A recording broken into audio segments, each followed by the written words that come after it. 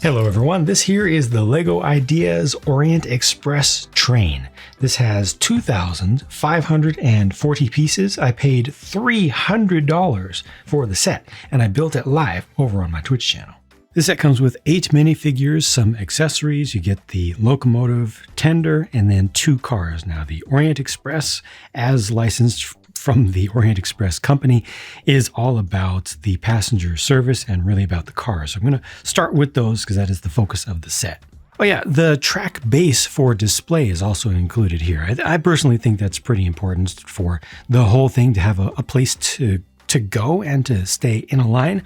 I've heard cynically from folks that LEGO included all of this simply because the company is evil and wanted to force us to pay more for the set. But I personally don't agree with that because the build of this is absolutely minimal. It uses as few pieces as possible to be just a basic train rail base. I've also heard that the individual train track pieces, which are in a new color here of gunmetal gray, are often warped, and that's a fact. They are. A bunch of them are just warped up, and that's because LEGO is popping pieces out of their molds too quickly these days, very frequently, which reduces quality and consistency, but gains them some extra speed and allows them additional efficiency and more profit.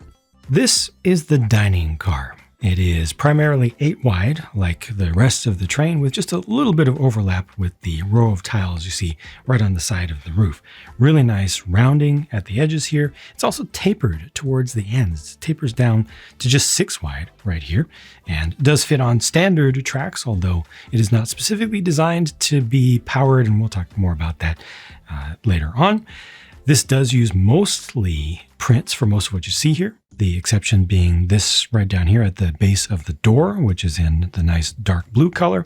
And this was a first production run, which has a couple of mistakes in the prints, unfortunately. If you contact customer support, as I understand it, they will replace this tile, which has a misspelling there, and this tile, which is missing an umlaut on top of the U.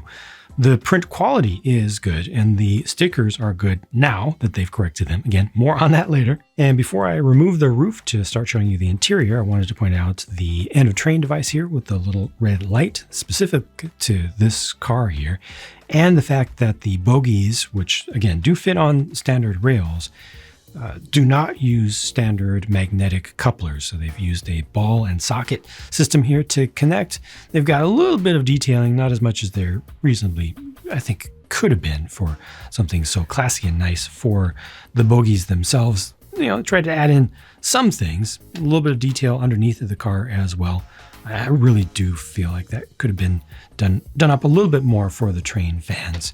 And this is what the coupler looks like on the other side, so you get, or the other end, so you get these to connect between pairs of cars, and it keeps everything nice and tight. Here's how the roof comes off, it's the whole thing. Pretty convenient. And inside, this is very classy. This is the bar end here, and you see some beverage containers. There's also a mirror back behind there, which reflects very nicely. It's a sticker, but it's a nice chrome sticker. This is also a chrome backed sticker right here for the nice kind of glass plate art. And the shaping of this is nice. There's actually a little door here, but the thing on top of it is preventing it from moving. Only one stool for that, because they did want to leave enough room for a bartender to be behind there and still to have access for people to be in the aisleway. The 2 tables are done identically. You see they're set up as well. Nice, small, again, classy. I'm going to use that term probably too much in this review.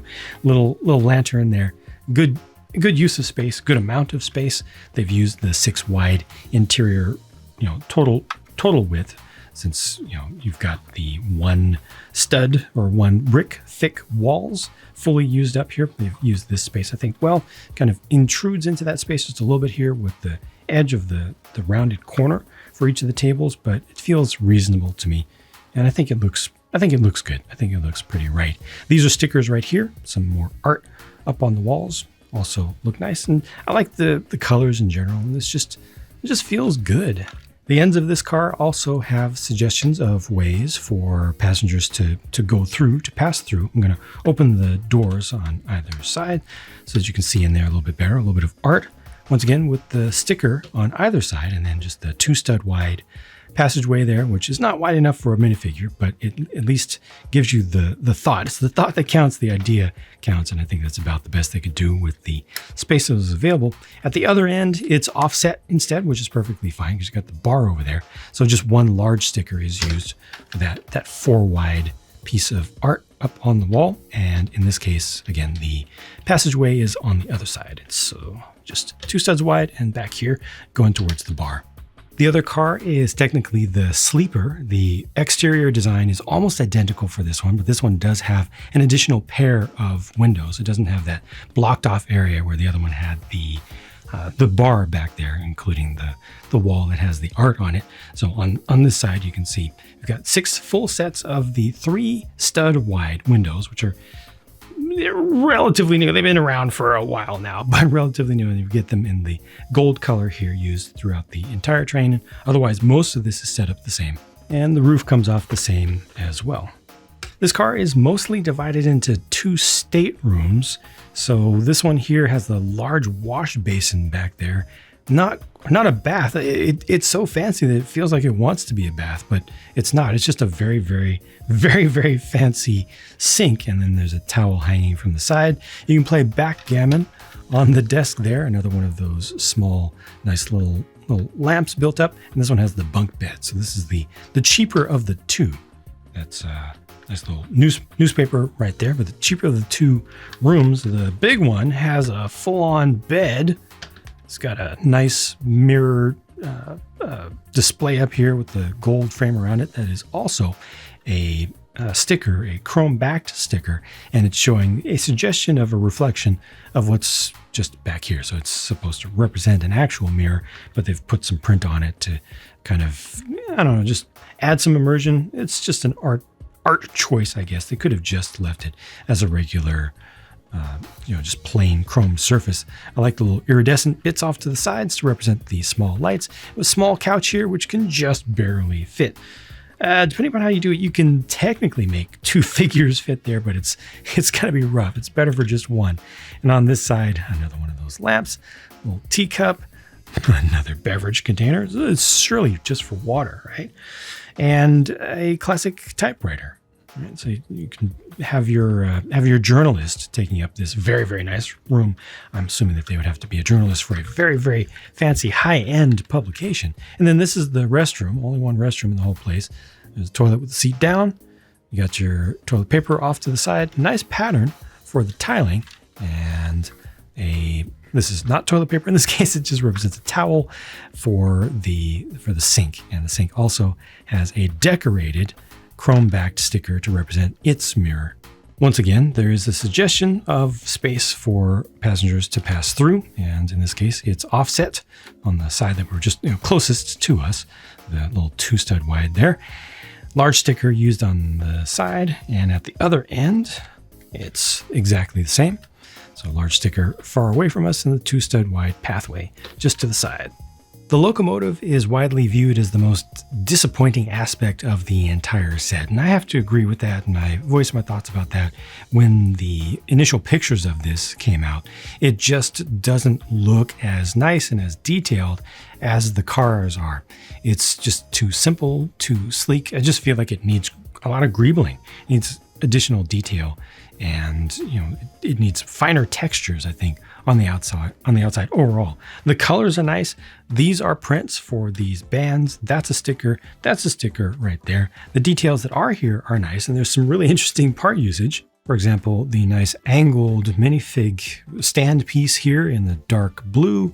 These are pens, old markers in just gold. These are minions' heads. I love seeing that reused with just a single color for it. Large bucket over here. It's not a bucket that you see very frequently. Up front, the way that these are set up is pretty nicely. I also like what they've done for the buffer stops, or the bumpers, using this kind of T plate piece. We've got some upside down construction here, some Technic pieces used down here. That's all good. This is actually a new connecting rod piece that they came up with to fit this particular application. Of course, it'll be used for other things in the future. That moves smoothly enough. Right, I'm just rolling this back and forth.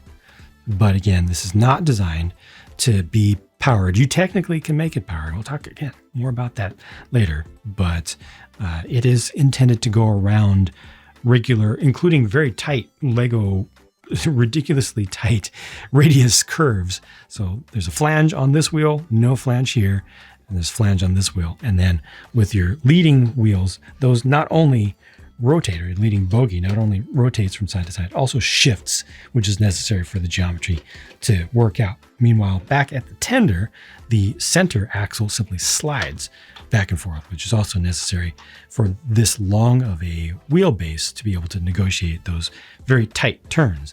The tender is set up pretty nicely, and you can definitely do some modifications to try to put some battery box or hub or something like that in here. The coal section doesn't look that great here, but this does have a nice, convenient little top. It's almost as if they wanted, oh, come on, stay. It's almost as if they wanted this to have access for us to be able to turn something on and off, but then had to make a change relatively late in the design process when they found out that, oh, Lego's regular power system doesn't quite work here. This is nicely set up here. Nice detail for the access to the coal chute back here. We've got the little, I forget what these are called, little flanges out here to the side as well to help things to seal up. And inside of the cab, I can remove this. We've got, again, some nice part usage. The detail inside is kind of as you would expect. It's not too significant. I like the opening to the firebox, but off to the sides, right or left, you got the little Harry Potter wand boxes in the dark brown color there, just for some additional texture. I think that's really nice. And those are used as seats, so an engineer can sit on either side. Although you do need to move this lever out of the way if you want him to sit on this side, and that is a paint roller piece. Again, very respectable part usage. Just it's limited in where small parts are used at all on this, at least in my opinion. Other than the track base, this is all you get for side builds. Just a hand truck here, which is a simple build, but looks pretty good, and only uses one single color for the main part, so that's good. A sticker is used here. A print is used for that top secret letter or packet, and then the trunk has some interesting stuff on the inside of it. Pretty fancy, pretty high end. Probably pretty expensive too. We're going to look at the Orient Express Company employee minifigures. First, notice the nice printed cap for this one. So this is like a conductor and a baggage handler. Of course, they can kind of swap roles a little bit. I really like just the simple builds for simple accessories. I personally really, I probably get more impressed than I should with really small scale builds that kind of get the point across of what they're supposed to be. No alternate faces for these, of course, but I think that the prints for the torsos are nice, and it's nice that they did give, a different torso for each, and even the white print on there is not too bad. And then here's the train driver or engineer who just has really basic standard fare stuff. Nothing new there. That's a little bit of a disappointment. Just it's a basic city person, but it's appropriate enough. And they've got the cap to go with them. Silver color for the shovel there. And on the right is the bartender / waiter. He kind of has to do double duty. Would have been nice to get two people to kind of split that up a little bit, but it's okay. And got the towel there and one additional, just the saucer to hold the drink as well. Yeah, that's all pretty good. Maybe you want to see under here just a little bit more. Yeah, it works. And using the door to represent something cloth that's hanging is very successful. No alternate face for this one either, but once again, pretty decent print. I think the opacity here is just a little bit low, but it's not too bad.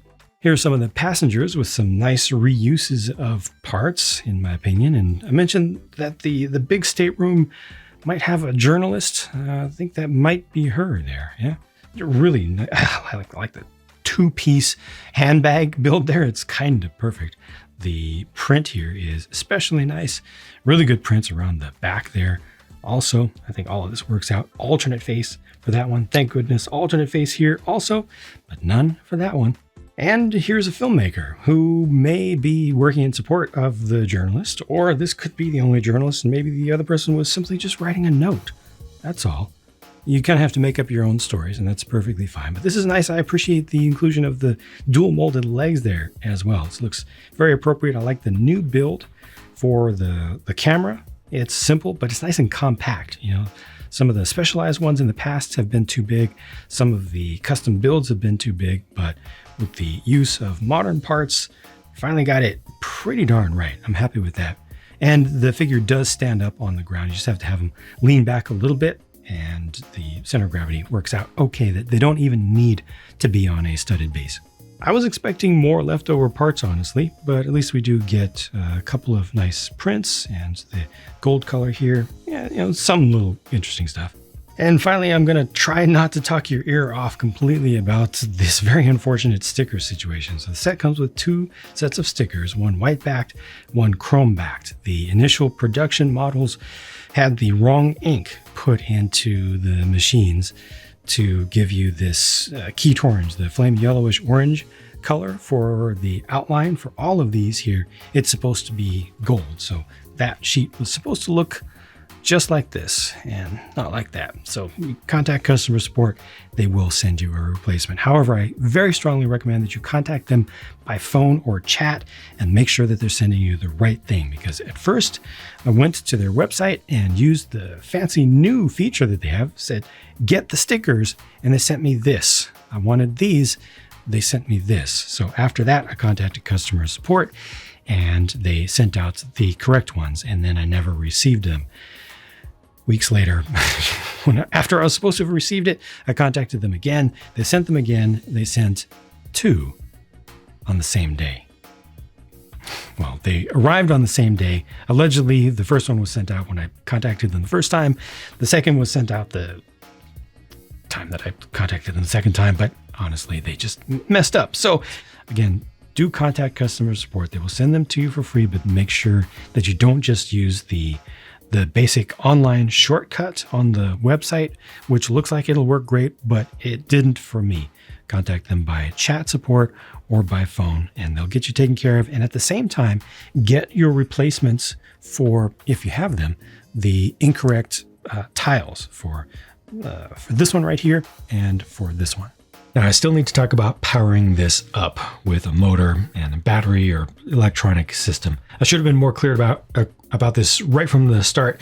Lego has been very clear that they do not support putting a motor in this, any official Lego components, motor and electronic components, to make it go. All right. Now, as soon as the review copies went out to the Lego Ambassador Network, immediately after the base reviews were done, folks started putting electronic components into it, motor, battery, etc. And there are several different ways that you can do it. And as I've already shown you, clearly the tender is designed to have a powered up or power functions hub placed in it. It even has access to you to get to the on-off button. And there are at least several things you can do to have a genuine setup with a gearbox and an internal motor in the Locomotive. This is known stuff. To make this go with official components. And of course, once that started happening, that only added fuel to the fire amongst commenters, folks who had not actually bought this, but who were disappointed in its inability to be powered up officially, who were just saying, well, this is proof that Lego doesn't know what they're doing. All Lego designers are a bunch of hacks. They should just give up the company, give it to mock designers, independent fans who actually know how to do things with Lego. Fortunately, more people continued to test and not just put the stuff in and run it once and show a 30-second video or something. Look, it goes fast and everything. But actually put the time into testing it more and testing it more thoroughly. Ended up proving what Lego itself didn't exactly say, but led to Lego's decision. And that is, this is a very heavy train. It weighs significantly more, several times more than Lego's heaviest trains that they've ever made that are actually powered and intended to be powered. And as a result, it draws way more juice. It eats batteries. You can make it go. You can use official Lego components and you can make it go. It works, but it eats batteries, and it's definitely going to be putting undue, probably out of spec strain on a single Lego motor. If you use a single Lego motor, whether it's in here or you use one of the little train, powered train bogies. So Lego does not officially support that. And that's really unfortunate because this did cost $300. It's 300 euros, 260 pounds UK, $390 US. And for something that's not powered, I think they just should have held off. I said this before, I'll say it again. I think they should have held off releasing this to the public and own the fact that their current electronic equipment is not able to pull this much weight, and instead work on the Locomotive and the tender, but especially the Locomotive, and put more budget into making this at least a nicer display model. Since it's officially purely a display model, make it a nicer display model, nicer looking here up front. And that's the whole problem with this set. It's right here. This was designed for power, and in testing they found that it couldn't actually use power safely or within spec. They didn't delay the release to take the time to adjust for the reality and make it as good of a display model as it could be, because this is not as good of a display model as it can be. Now, to the talk in the community generally about the original fan submission being significantly better than this, I have problems with that as well. I think I've mentioned that before in my thoughts video, because that original fan design that inspired this whole project could not have been released as an actual Lego set. It uses stand-in parts and it's fragile, and it doesn't even go on tracks like this can. It can't go around tracks or anything. It's static and facade. It's really not up to par with Lego standards at all. And it's not something that would have made most fans happy either. But certainly we could have gone in that direction as far as level of detail, while still meeting Lego's standards for durability and buildability. Stuff has to be able to be built by folks who are not mock makers, who don't have 8 hands to hold a strange contraption together that needs to be clicked just right from this exact location. Otherwise, the whole thing falls apart. You've got to be able to just follow steps straightforward. And that was all successful throughout all of this here. And I mean, the tender is fine, but for $300 US though, $300, 300 euros, 270 pounds UK, 390 Canadian dollars. And it doesn't run? And it's not the best display model it could be? It's unfortunate. I know they could do better. I'm sure that they know that they could do better with this. It's just unfortunate what happened at the end. The testing proved that the primary concept of at least this end, which I'm biased towards, I like locomotives. At least this end wasn't going to work. Yeah, it's too bad. It just needed another full design cycle. This up here, I am completely happy with. And the figure selection, I'm not even a figure person, and I'm impressed by these figures overall. So those are my thoughts. Thank you very much for watching. Hope that was of some use to you. And remember, if you get a first production model that has the wrong yellow instead of gold for the stickers, or it has the wrong tiles up here, contact customer support directly by chat or phone, and don't have to go through a 3-month ordeal like I did. Thanks for watching. I'll talk to you again soon.